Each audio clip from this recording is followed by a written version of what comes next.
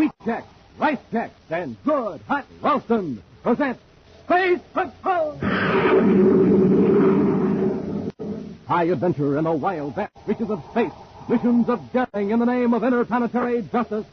Travel into the future with Buzz Corey, Commander-in-Chief of the Space Patrol.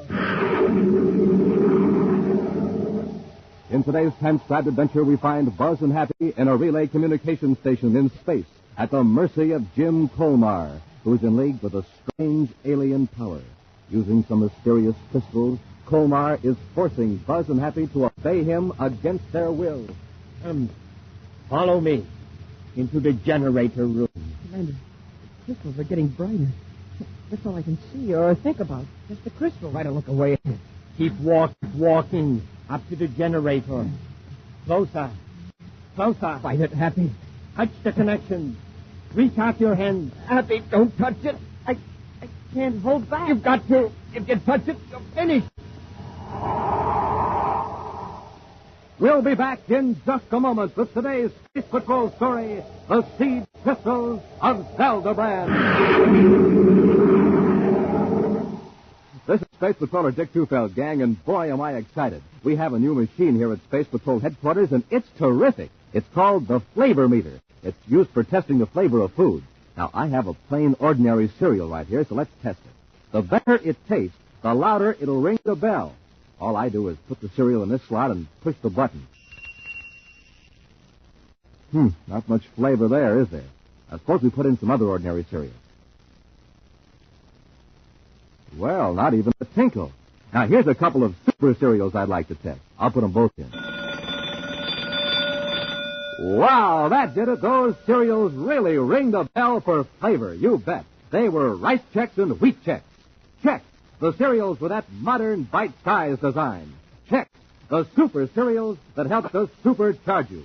Test them yourself, gang, in your own cereal bowl. Believe me, they'll really ring the bell for flavor. Rice Chex, Wheat Chex. And now, today's Space Patrol adventure, The Seed Crystals of Zeldabran. Swinging in a wide orbit around the planet Saturn is the artificial satellite Com Relay 4, the powerful communications relay center. Serious trouble between two men assigned to duty at the space station has brought Commander Corey and Cadet Happy to investigate. With their ship, Terra 5, joined to the airlock of Com Relay 4, Buzz and Happy are now opening the inner lock of the huge disc-shaped relay station. Go ahead, Happy. Yes, sir. Welcome aboard, Commander.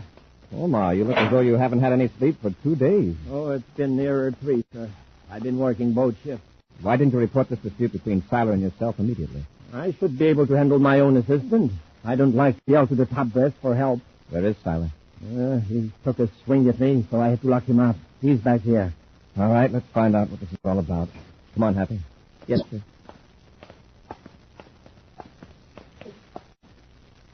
He's in here. All right, Omar. If you'll wait for us in the control room, Happy and I will have a talk with Siler. Yes, Commander. I hope you can straighten him out. All right, Happy, open the door. Yes, sir.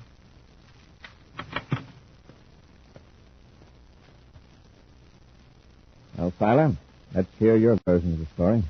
Didn't Colmar tell you I swung at him? Yes. Okay. I assaulted the superior. Why go into it any further? Close the door, Happy. Siler, I know your record. You've worked these two-man teams for years. I find it hard to believe you suddenly went space happy and struck Jim Colmar. Let's have the whole story. We got along all right at the beginning, but lately Colmar's been unreasonable. He races his rockets over every little thing. And you don't feel that you've done anything to antagonize him? No, sir. When was the first blow-up? A couple of days after the meteor hit us. Meteor? It was just a little one, about the size of a marble. We patched up the hole in the hull and everything was okay. Then one day I walked into the control room to relieve him a little early. It was a favor, see, and he jumped down my throat. What did he say to you? Said he was tired of my sneaking up behind him. He kept his hand clutched around something as though he were afraid I'd steal it. He acted like a spoiled kid. Was that when you swung at him? No, it was later. He kept finding fault with everything I did. Well, I finally blew up. He swung wild, and he connected. I was a little surprised. I didn't think Colmar had it in him. Now, Siler, you're relieved from duty. I'm taking you back to Terra. But first, I want a written report from Jim Commander, I just put Bob Skyler aboard the spaceship for Venus. Well, a few weeks in the rest camp at Lake Azure will fix him up all right. He certainly was grateful to you for not entering that row with Colmar as a black mark on his record. I'm putting it down as a flare-up of temperament due to confinement and strain. Actually, beginning to think Colmar could do with the rest at Lake Azure, too. Oh, by the way, sir, the applicant for duty at Com Relay is waiting to see you. His name is Jack Perkins. All right, Happy, show me. Commander will see you now, Mr. Perkins. Thanks, Cadet. Good morning, Commander. Oh, sit down, Perkins. Thank you, sir. So you want to be assigned to duty at Saturn Com Relay 4, huh? That's right. You know who's in charge there? Sure, Jim Colmar. Best spacephone engineer in the solar system. I won't argue with you there. But you had a serious dispute with him about 4 years ago. And he had you court-martialed. Oh, I had it coming. I've learned a lot since then, Commander. There won't be any more trouble. You'll be notified of my decision. Thank you, sir. Believe me, I want this assignment more than I wanted anything before in my life. Well, goodbye, sir. I'll wait until I hear from you.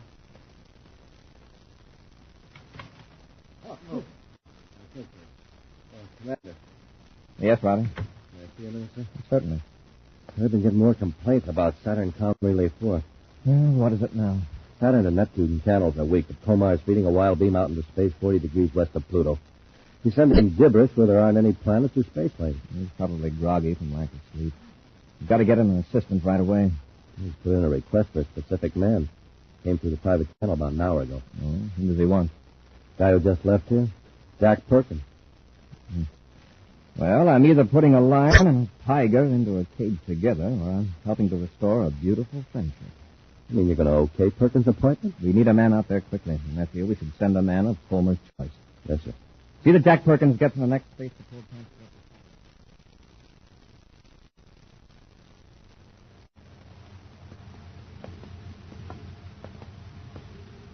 Thanks for asking for me, Colmar. Strange, isn't it? Am I getting a hunch to apply for the assignment just at this time? No, it may not be as strange as you think, Jack. We'll get along fine, I'm sure of that. Sure we will. There I was wasting my time on Mars when all of a sudden I thought of you. Here's the control room. Wow. Say, you sure got this thing fixed up. Where'd you promote all this extra equipment? I'll tell you someday. For the time being, I'd just say this isn't standard for a com relay station of this size. I'll say not. Jim, you got something in this room. Something strange, magnetic. Something behind the amplifier.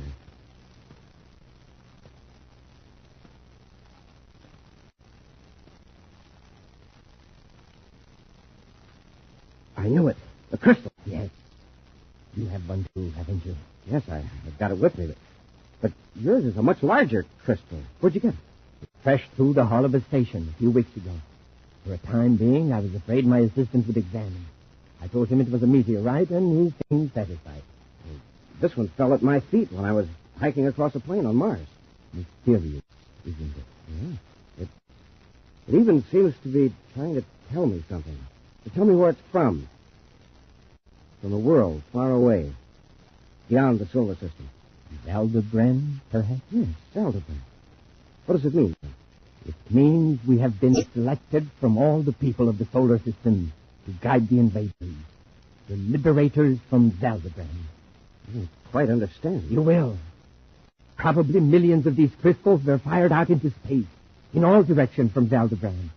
Just on the chance that one or two might come to rest on an inhabited planet. But, Jim, are the crystals alive? No, not in the usual sense. But they vibrate in sympathy with the life force of the men of Zeldabran. That's how they communicate with us. Project the thoughts of these men. You've learned all this from the crystal? Yes. And we must keep these crystals a secret from everyone. Those are the orders. Yes, I know. All who have the crystal will be brought together, as we were. Only by working in secret can we guide our masters here, the conquerors from Zeldabran. Come, we got work.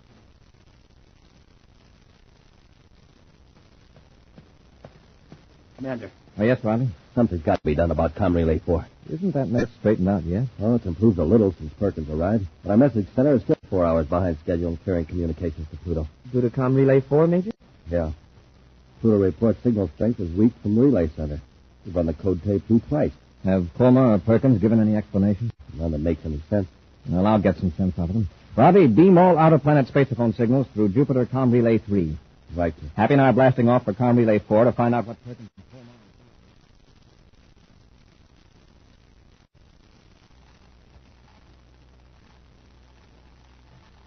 The crystals are gleaming brighter, Colmar. Yes. I'm using their pulsations to modulate the spaceophone signal. It's amazing. A crystal can absorb the thoughts and feelings of a human being and then emit those vibrations to make us understand. Yes.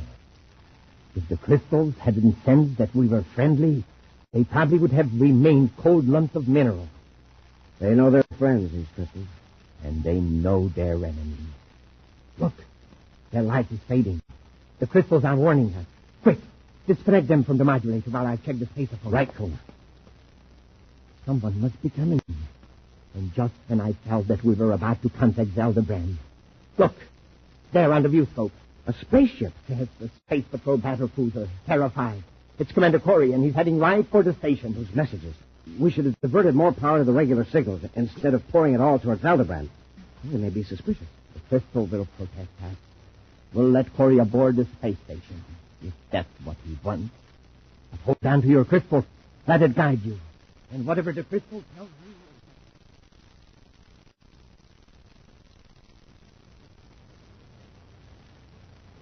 They're in the airlock. Hold your crystal firmly. And don't be afraid. We'll get out of this. I'm not afraid, Colmar. Well, I hardly expected you back so soon, Commander. Hello, Colmar. I'm surprised to see you looking so well. I feel much better since Tyler left and Perkins is here. Well, that's fine. But what about your relay transmitters? Pluto can barely pick you up. You've got a beam 40 degrees west of Pluto that nearly burned out our meters. Yeah, we tested it when we came in. I want an explanation, Colmar. Very well. We are diverting the power of the space relay station to more important matters. What's more important than your duty, relaying official messages? I'm afraid you'll never know. Come what may, Commander. You're a little confused, aren't you? You take orders from me, remember? I said come what may. Follow me. They must be space happy, Commander. And what are those little bottles they're holding? Colmar. Perkins. What's in those bottles? They are crystals. Crystals from another universe. Now come. Come, Commander. Commander.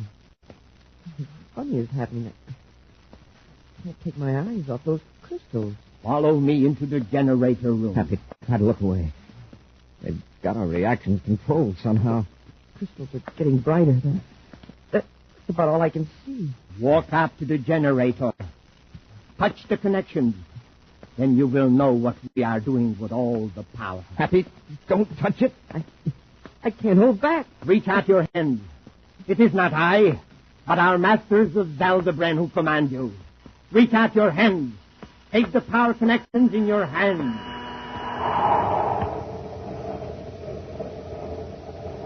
We'll be back with Space Patrol in just a moment. But first, This is Commander Corey, and Captain Dick Tufeld reminding you that pulling up to your breakfast table is like pulling up to a filling station. Give them our example, Dick. Right. A jet cycle has just pulled into a filling station to get its tank filled. The man has it filled with ordinary fuel. Listen.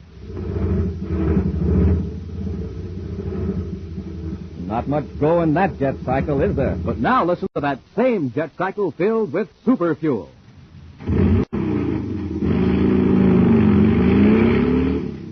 Man, that cycle's roaring like a rocket now because it's supercharged with super fuel. Same thing is true of you, gang. To get going in the morning, you need super fuel, too. So get supercharged the way Buzz Corey and all us space patrollers do. Eat a power breakfast with Instant Ralston, the hot super cereal made of rich whole wheat. Instant Ralston helps you to think fast. And act fast. So remember, gang, when you pull up to your breakfast table, it's just like pulling up to a filling station. You're there for fuel. Super fuel, so you can get supercharged. Take a tip. Eat a power breakfast with Instant Ralston and get supercharged. Get it today in the red and white checkerboard package. Good, hot Ralston. And now, back to our Space Patrol adventure, the Seed Crystals of Zeldabran. two mysterious crystals have found their way into the solar system from outer space. One crashed through the hull of a communications relay station in the Saturn orbit. The other landed on a Martian plain. Discovered millions of miles apart by two men who once were enemies, the crystals have brought the two men together in the space station, united in a weird project. Buzz and Happy, investigating failure of the relay station to operate properly, are under the strange power of the crystals. And the two space patrolmen seem powerless to resist their orders. One more step, Cadet. Fight it off, Happy. I'm trying, sir. Follow the crystals. Reach out your hand and feel the surge of power you never felt before.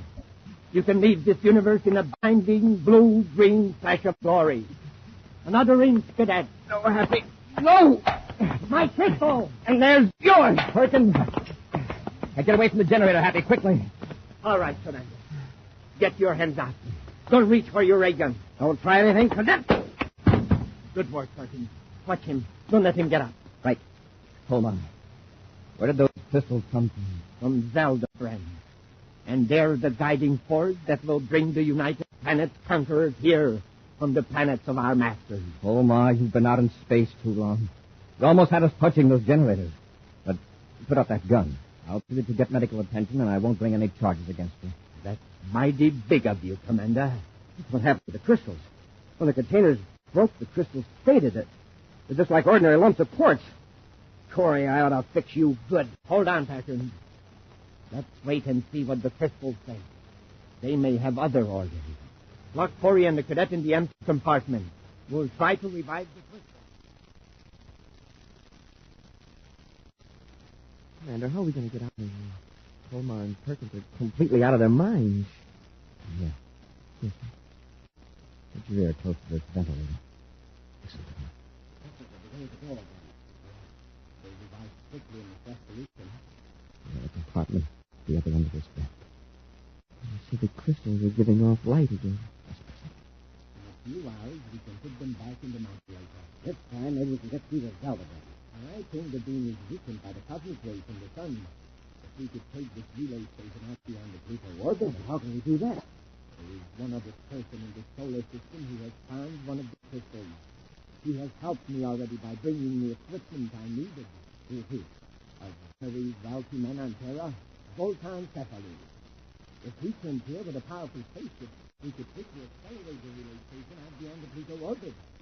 Come away from the vent, Happy. Yes, sir. Sounds crazy, but those crystals just might be a contact from some other system. Well, at any rate, I've never seen crystals behaving like that before. Whether or not they're from another universe, they're dangerous in the hands of Colmar and Perkins. Got your miniature spaceophone? Yes, sir. Good. We'll try to reach Major Robertson and have him pick up Zoltan Cephalu. If Colmar tries to contact Cephalu, we'll at least have evidence.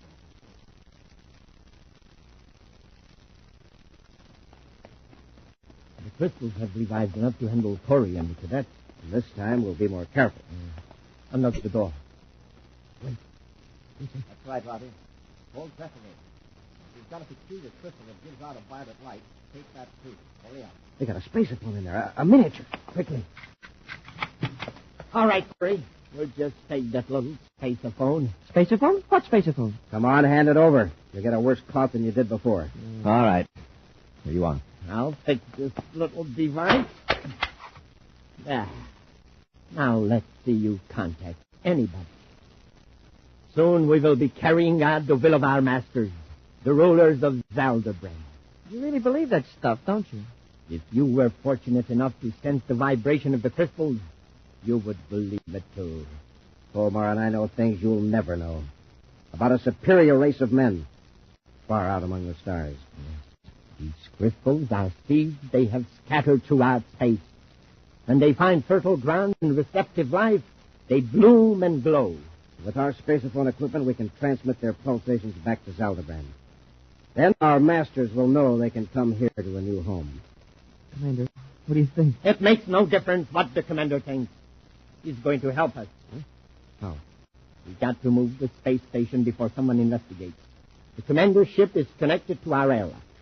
We'll have him move Tom Relay 4 to a better location. Now let's plug these two in here until we get our crystals. This time there must be no slip-up. What are we going to do, sir? going to try to put us under the power of those crystals. If the crystals don't work, Colmar and Perkins still have a weapon. But if they think we're under the spell of the crystals, we may be able to catch them off guard after we're in the ship. Now, don't look directly at the crystals. And keep your eyes partly closed. Yes, sir. And pretend to be resisting with all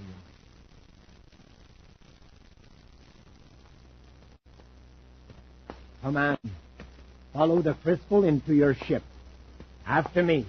That's it. Try to stall him, Happy. Hold back. I can't. My feet keep moving in spite of all I do. Come on. Don't fight it. It's no use. That's it. Now close the inner hatch. Take your usual position at the control panel. Quickly now. Now watch the crystals and listen. You will start this ship gently at first so as not to pull away from the relay station. Is that clear? Yes. Now go ahead. Your usual procedure. Just a minute, Commander. That's the spaceophone you just turned on. Major Robertson, Don't calling try to Commander answer Corey. him. If I could only move my hand. Look at him. He's straining every muscle to turn on the microphone. Major Robertson to Commander Corey. I've tried to reach you for 20 minutes. Here's the message in case you can't acknowledge. Zoltan Cephalou has been captured. Oh. Cephalou had us completely in his power until I found the crystal. Then we grabbed Cephalou without any trouble. Repeat, Major Robertson. Turn that off. We've got to get away from here quickly. Corey, start the ship. Stand by to fire rockets. Half the acceleration. Standing by, sir. 1/2 G. Fire rockets.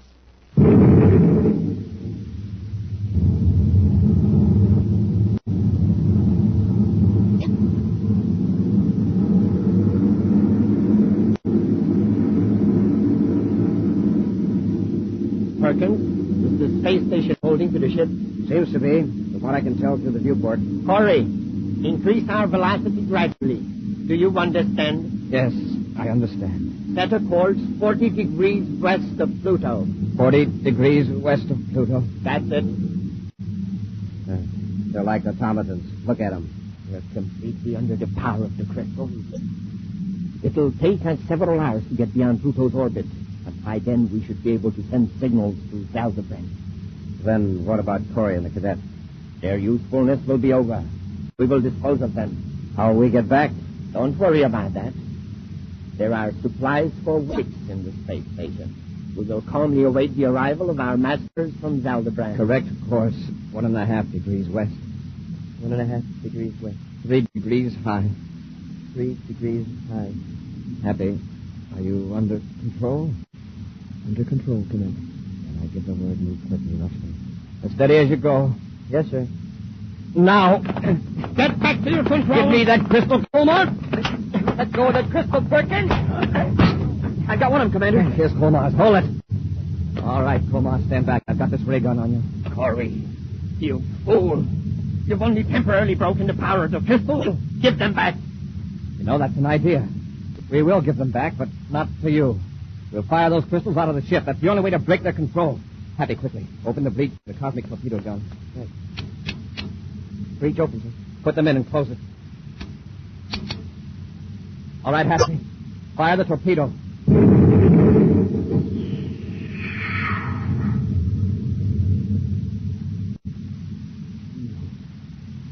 You shot the crystals out into space. Yes.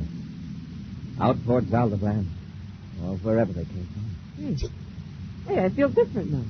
I can move my hands easily. Colmar. What happened? Commander Corey and the cadet shot the crystals out into space. Out where they'll never be found. At least by anybody in the solar system. Thank goodness. But that's wonderful. What are you so happy about, Colmar? I thought you wanted the crystal. They had some terrible power over me. Now it's broken. I'm free again. So am I. Commander, if you hadn't fought us, Colmar and I would have brought something horrible into the solar system. I don't know just what, but it wouldn't have been good. Snap out spacephone Robbie and give orders to blast that third crystal out of the solar system. Commander, Perkins and I are traitors, and we deserve whatever is coming to us. But I'm glad it's over. A brainograph test will show whether you were acting under the influence of the crystals or your own free will. Well, I'm glad it's over. But I've got something to settle with you, Colmar. Oh, yeah. Yeah. I'm going to punch you in the jaw for getting me court-martialed 4 years ago. I'd like to after you try. Hey, wait, break it up. Break it up. Let's not have any more of that. Hey, Commander, it was the crystals. See? See, with the crystals gone, they're enemies again.